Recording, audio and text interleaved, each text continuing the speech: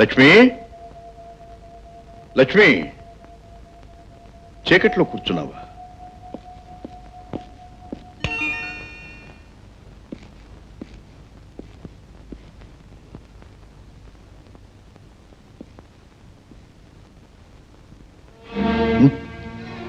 ఎందుకమ్మా ఈ కన్నీరు? నీ కష్టం కలిగించే పని నేనేమైనా చేశానా? పొరపాటు నేనేమైనా అన్నానా? మరి ఎందుకమ్మా ఈ కన్నీళ్ళు? చెప్పమ్మా. ఏం లేదన్నయ్య. లక్ష్మి, నీ కంట తడి చూచి సహించలేనమ్మా.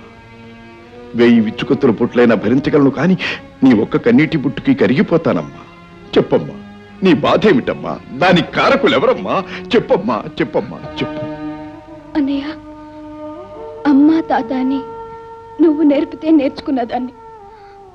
ఈరోజు మొదటిసారిగా నీ మాటలకి ఎదురు చెప్పాల్సిన పరిస్థితి వచ్చిందన్నయ్య. లక్ష్మి, ఆ బాధని తట్టుకోలేకపోతున్నాను. పర్వాలేదు, చెప్పమ్మా.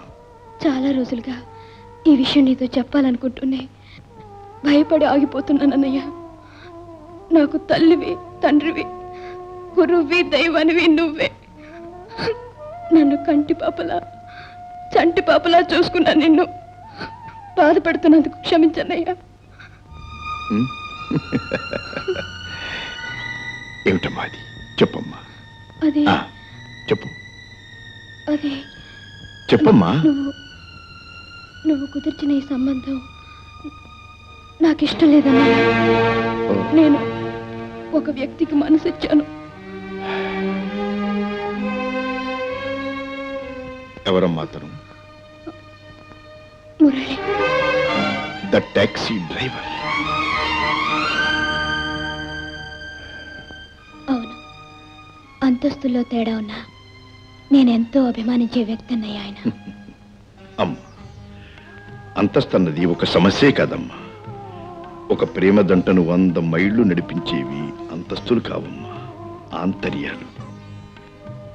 లక్ష్మి, చూడమ్మా, నేనెప్పుడూ కోరుకునేది నీ సుఖం, నీ సంతోషమేనమ్మా.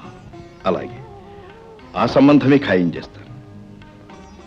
ఒక్కసారి అతని తరఫు మనుషుల వద్దకు వెళ్ళి ఆ ఇంట్లో ఆ మనుషుల మధ్య నువ్వు సుఖపడతావని నాకు నమ్మకం కుదిరితే వెంటనే పెళ్లి జరిపించేస్తానమ్మా.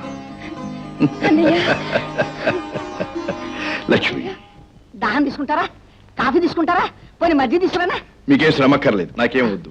చూడండి, నేను చెప్పదలుచుకున్నది ఏదో సూటిగా చెప్తాను. చిత్తం. మా చెల్లెలు లక్ష్మి మీ అబ్బాయి మురళిని ప్రేమించింది.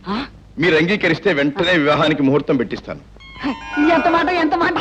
తమ పోటీ స్థితిమంతులు మీ అమ్మాయిని కోరి మా ఇంటికి పంపిస్తారంటే కాదంటారా బాబు?